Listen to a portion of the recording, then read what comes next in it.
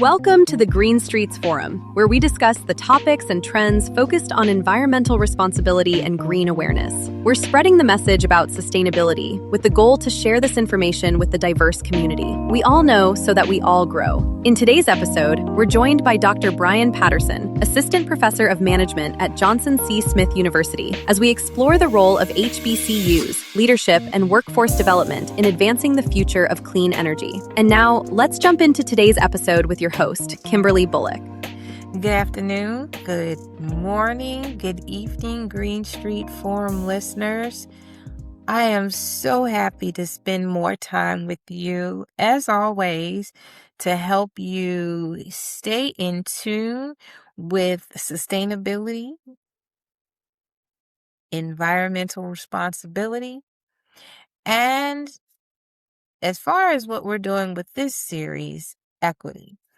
As you know, I was at the Cityscapes conference and in New Orleans, and it was a wonderful, wonderful treat. What I am doing is I am continuing my promotion of those who were involved in the CDAC presentation, talking about HBCUs, equity, and the future of clean energy, workforce development. And I want to take this time again to thank those speakers who have gone before and given you some insight. And I want to continue to give you more information, and that's why we're continuing on. We have 3 more speakers, and I'm going to give you the highlight of one, actually 2 more speakers. I'm going to give you the highlights of my wonderful conversation with Dr. Bryan Patterson today. We were having some technical difficulties with the conversation. So what I'm going to do today is I'm just going to give you some highlights of what it is that we discussed. And once I go over the highlights, I'm going to share with you his dialogue with me and his conversation. And I guarantee it's definitely going to be a repeat, a treat. I wanted to say that in conversations about the future of clean energy, and there is definitely a future, I want us to consider that we focus on technology, innovation, and infrastructure, because we do, those are big parts. But behind all of that, there's something even more foundational. And these are things that are near and dear to my heart, which are educational, leadership, and access. This is the thing that really undergirds what I do, is providing the education, giving you that power to have some form of leadership, spread the wealth. Make sure that you're letting people know about what it is that we discuss, which has to do with equity, especially environmental responsibility and sustainability, and access, because we all have to have some form of access to those things. And when it comes to the HBCUs, and again, I always try to tell you that I am a proud, I went to Coppin State University in Baltimore City. Shout out to my Eagles, which is a wonderful HBCU. And we strive to stay abreast and always up front in the quest to be sustainable and environmental stewards. I do know that. And today we're going to explore how higher education institutions, especially, as I said, the HBCUs, are shaping the next generation. And, I'm Gen X, and they're the millennials, and then there's Gen Z, and then Gen Alpha. And shaping those next generations of clean energy leaders, because they are going to be leading the pack. Gen X, we're going to have to pass the torch. Not that we're going to have to relax. We still have to be part of we have to be part of this, but they are going to have to, all of those generations that I said after us are going to really have to take the forefront, and we're going to have to, I would say, support them and spread the wealth and pass the torch. Give them those tools because they're going to have to take it on. And there are still barriers, and we have to work together to surpass them. So I just want to welcome you. Welcome back. And in this episode, we are joined by Professor Bryan Patterson. I mean, it was just such a wonderful conversation. He is a leader in higher education, and his work focuses on workforce development. And this is really important because we have to develop a workforce. We have to grow our workforce. And I cannot say it enough, especially in the minority community. Because now so many of us have found ourselves in a precarious position when it comes to work. And we know the statistics and we know the changes. I will not go into politics. You know, and I know that there have been some strains.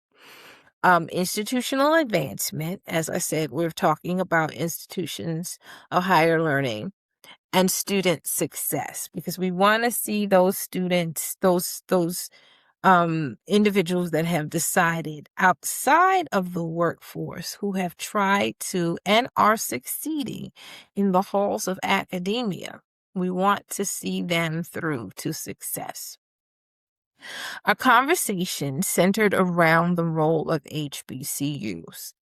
They are very integral in clean energy innovation, equity and research funding, and how these institutions prepare students for the future workforce. And so we began by discussing the growing role of HBCUs and universities in the clean energy space. I wanted to start that so you knew exactly, the placement, so that you could have, I would say, you could have a starting point so we could kind of go along the continuum. And why HBCU's presence matters in helping the future of innovation. So with that being said, I'm going to present to you Dr. Bryan Patterson. Well, naturally, the first important note is that HBCUs really only make up about 3%, such a small percentage of all degree granting institutions in the United States.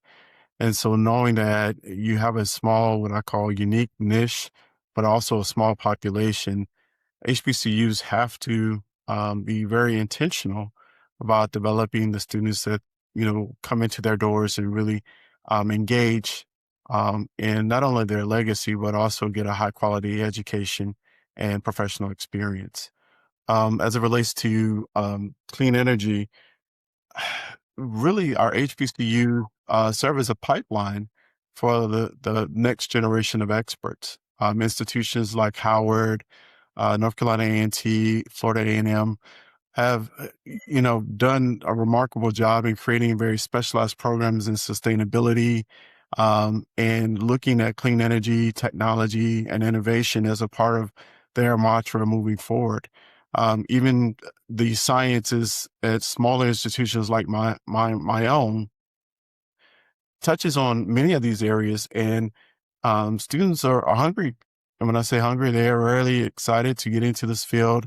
Many of them have a genuine sense of, I want to save our earth and want to make sure that we have a sustainable, um, ecosystem to move forward with moving forward in the future. But also the idea that I can go to an institution, be around like-minded people, feel comfortable in my skin, be challenged, but also supported. Passion really is, that is the driving force. And that is so good to know. Now, here's the big thing. As with all things, and I remember when we had the green table and we had a green table talk, it was probably episode 2 or 3. We talked about the money. Here we go with the money. There's funding and resource inequities. Okay, there's the money. While HBCUs are producing talent and driving innovations, they're doing so under unfair, significant structural constraints, especially when it comes to funding and research capacity. I will say this, despite these challenges, HBCUs do continue to play a deeply embedded role in their communities, often acting as anchors for civic engagement. And that really ties into what I saw when I went to New Orleans. Policy discussions, pitch perfect for what I saw in New Orleans, and local problem solving. So probably this is the most important thing that I can share, is that when we look at resources, HBCUs probably get only what we call a very small percentage or even a fraction of what larger PWIs receive. Case in point, we look at, as far as measurements, we look at endowments.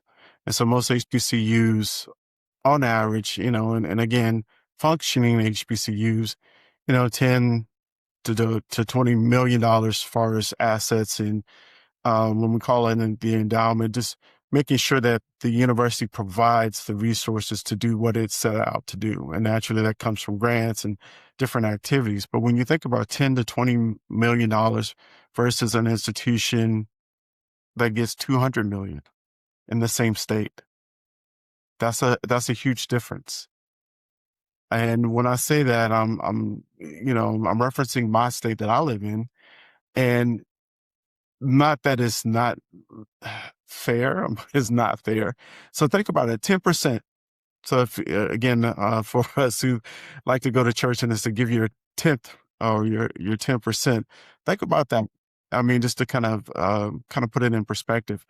Now, how important this is that when we think about the need to grow and develop these new scholars who are now going to be practitioners, research has to happen. And when I say happen, that means that we're looking for new innovative ways to not only leverage what we do know, but how do we now make it usable for our communities? Especially when we look at the HBCUs, they're looked at as, again, a pillar of the community. And when you look at their role within most of the communities in major cities, or, I'll just say major cities in the South, where most of them are located, they have a real strong presence in their community. They're often looked at as, again, just like some of the other institutions, the place where we go to get our questions answered, the place where we meet to have conversations around law creation and policy implementation. These are the places that when we do have concerns about our community, our drinking water, who's going to bring this to the forefront? And so the role of HBCUs in not having the adequate funding is truly a real challenge. Oftentimes HBCUs, and just from my experience, even if you go to the federal government for major grant monies, typically HBCUs are going to be second or third tier participants. And when I say that, they're not given the true opportunity to be the PI. And so what that means, again, maybe 10% of that $200 million grant or whatever that is. And so why I say that, that's not enough to really fund the not only the research, but also provide the scholarships and the opportunities for students to be a part of those programs. And so one of the things that I'm hoping, in the past, more recently, we did have um, legislation that looked at 40 for 40, looking at putting in place opportunities for um, people from all different backgrounds, intentionality around HBCU growth and development. And, naturally with a change in leadership, change in funding. So, but just to emphasize the major, the major points here is that it's really uh, critical, especially as a new professor who's getting out there, wanting to be innovative in the work that they do, to have the research dollars and support like any other professor would do at a PWI. Like I said before, HBCUs are often seen as the pillars of the community. Like I said, Coppin State College in the heart of Baltimore City, West Side, right there. And, people look up to Coppin. It's a big integral part of the West Side of Baltimore as the institution of higher learning. On the East Side, you have Morgan State University. We called it the other school. I love you, Morgan Bears. Us Coppin Eagles love you. And so those two institutions were really the pillars of the community, still are. And so I use that as an example. They are places where people go to have conversations about policy, environmental concerns, community needs, and even with the limited funding. Sometimes we make lemons out of lemonade. That's one of the things about the Black community. We make it work. We do. We try the best we do. We have those conversations about policy, environmental concerns, community needs, all of that. We do have those conversations, even with the limited funding. We also, when we discussed things, explored the unique strengths, as I said just a moment ago, of HBCUs, and how they bring innovation to ecosystems, particularly in how they connect theory, practice, and community engagement. Oh, absolutely. Well, some of the strengths that naturally occur is the actual performance to plan the product. I'll talk about 3 or 4 Ps and, from management class, but plan to product, meaning you come up with a plan and you're actually able to implement it and test these products or processes within the local community.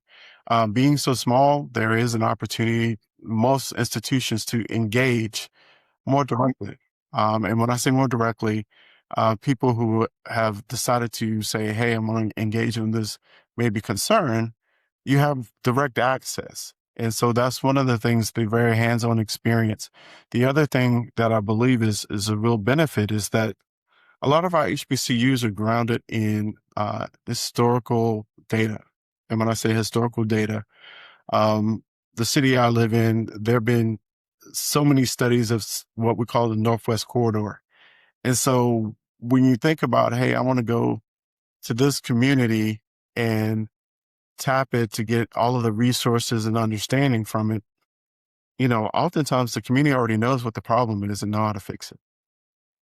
The relationship with the HBCU oftentimes only becomes the glue to bring two different groups together, and oftentimes helps really engage and mobilize some true what I call transformational activities in their local community. The university oftentimes does benefit tremendously because they historically have been under-resourced, which is not unusual. And unfortunately, in today's age and time, to keep up with other, comparative institutions is necessary to kind of reinvest back in our HBCUs.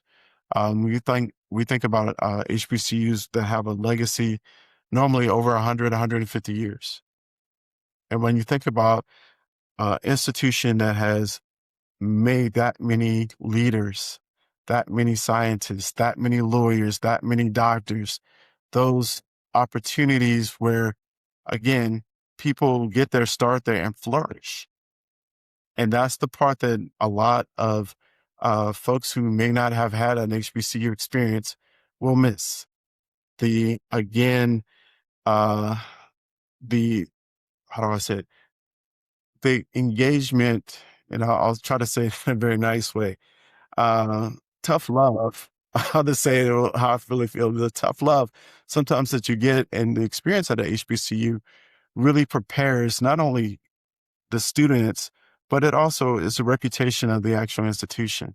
Again, going back to the mantra of most HBCUs is really, again, grounded in education, service, and, giving back to the community in which has provided opportunity for them. And that goes back to the word access. And so when you think about access, that's a huge thing when we think about environmental needs for our community. If we can get the access, then a lot of our HBCUs can really be very transformational. We have the energy, we have the talent. We just sometimes need more of the resources.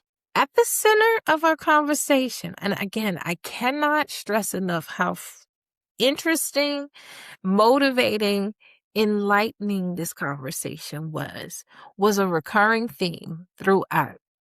Equity is not just a policy discussion. It's a structural necessity for survival and progress. We have to progress, but it requires us to really think about our survival. So the overarching theme that really stood out in this research, and you'll hear from me a lot. You'll hear from this a lot, not only in this podcast, but you'll hear a lot of this as we go through the Cityscape series. And from everything that I discuss with you, equity is important. Equity is important. I'll just say that equity is important. The inclusive nature of a lot of our HBCUs is really about engaging relationships around different topics, different people. However, it's grounded in, the foundation of creating a better, energetic, productive professionals. Again, I can run the numbers for you, but one thing to take away is that equity is important. That means that the relationships that need to occur with federal government, federal entities, and reinvesting in HBCUs, as well as partnerships with PWIs, because I don't want it to seem like we don't like PWIs, because again, they are products, our students, including myself, being created there's a natural connection there. But the last piece I think is really important is this, again, our focus back on the idea around equity, how that now connects the idea from capacity building and the partnerships, but also the urgency piece. And so the urgency piece is that each year, our HBCUs are oftentimes threatened by the word extinction, just because of the funding, the lack of resources, the need to, have vibrant programs and partnerships. And oftentimes, if you're underfunded, under-resourced, it's really difficult for a smaller HBCU to survive in this climate right now. And that's true of any small institution, but especially our HBCUs. And we think about our HBCUs as the critical access point for many students who probably would never ever get an opportunity for higher education any other way. So I'll end with that. Equity is important. So we really closed by discussing those opportunities for students that are entering the clean energy field. and how institutional programs are helping build the next generation of leaders. So I'm going to let you hear the wonderful things that Dr. Patterson said. Um, there's a lot of different opportunities that are out there.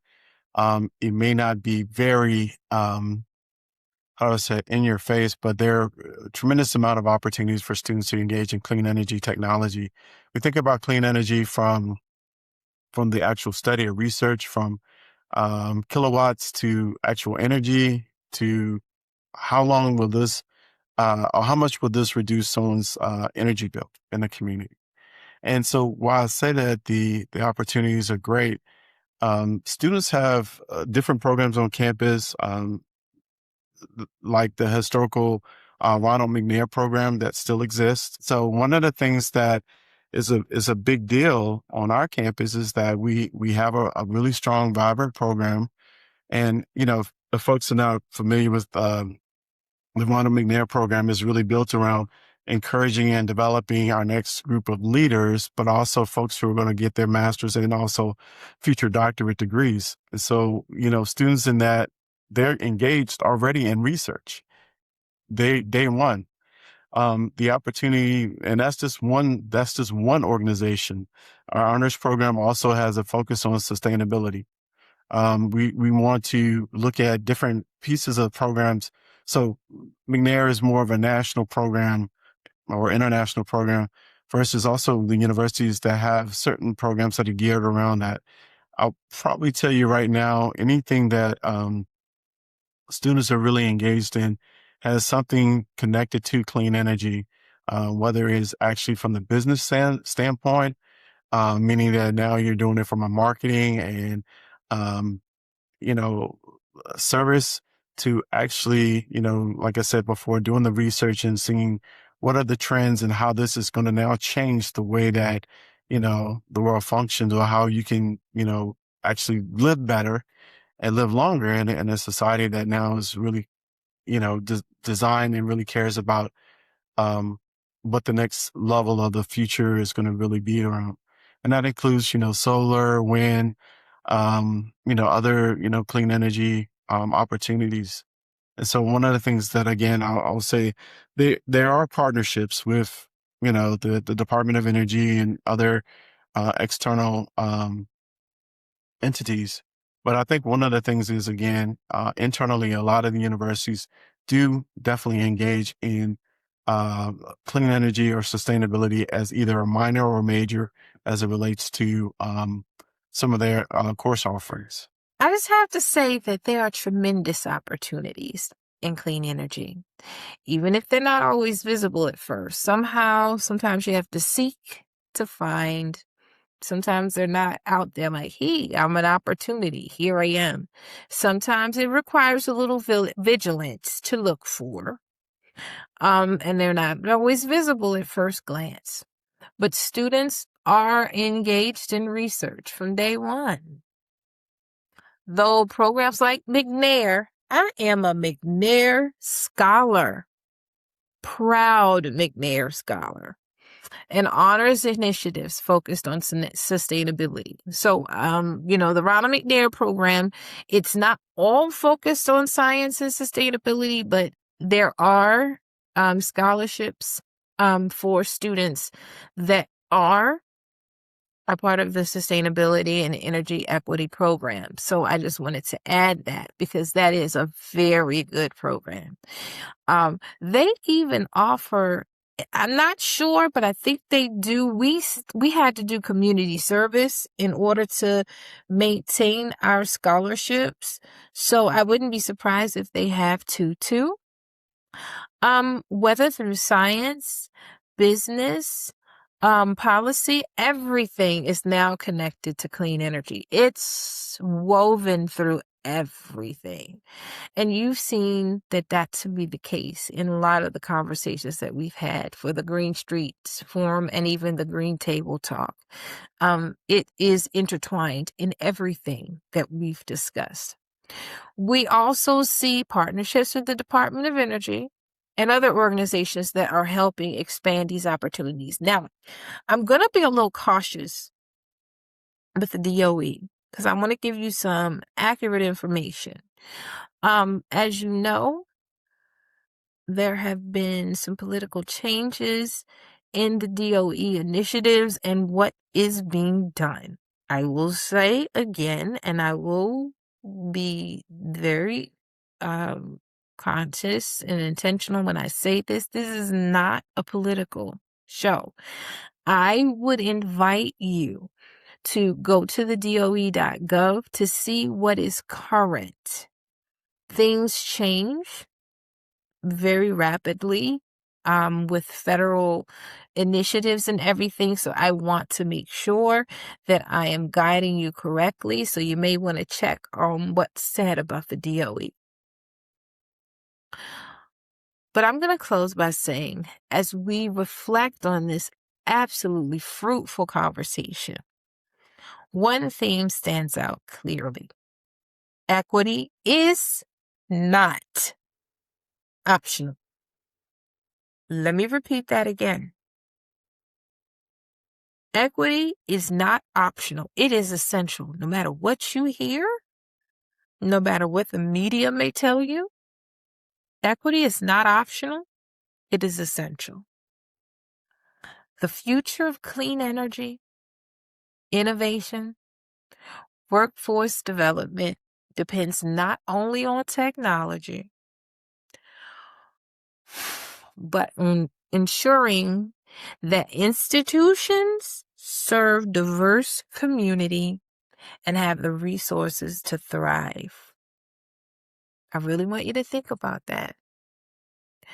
HBCUs remain a critical access point for talent, leadership, and opportunity. Our babies in HBCUs need you. And their future is deeply tied to how we choose to invest in them today. If you are an alumni, I'm going to close out. I'm going to do an outro. Just want you to know. If you are an alumni of an HBCU, I say join the Alumni Association. Go to homecoming. Go to any of the functions, be it the gala, the brunch. Donate $25, $50. It is important. Just think about that.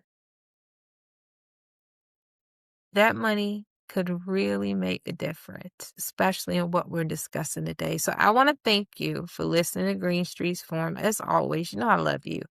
You know that my saying, it's forever. The more you know, the more you grow. And Dr. Patterson,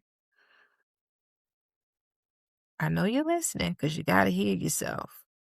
I want to tell you that I absolutely appreciate you for this wonderful conversation. I'm sorry that we had to tweak this a little bit because, technology is technology. But I really am thankful for your insights and expertise. And I will stay in touch. So until next time, everybody, stay engaged, stay informed, and stay focused on a more sustainable future. All right, that's it. This episode of the Green Streets Forum is powered by USB Solar Solutions, distributor of SunSign, solar-powered signage lighting the way to a cleaner and brighter future. Special thanks to Johnson C. Smith University, home to our guest, Assistant Professor of Management Dr. Bryan Patterson, in the College of Business and Professional Studies. In collaboration with HBCU CDAC, Community Development Action Coalition, and NGIN, New Growth Innovation Network, organizations dedicated to advancing innovation, workforce development, and community impact. If you enjoyed today's conversation, visit usbsolars.com to learn more. Let's keep pushing forward and power the future of clean energy one sunsign at a time. Until next time, stay inspired and stay green.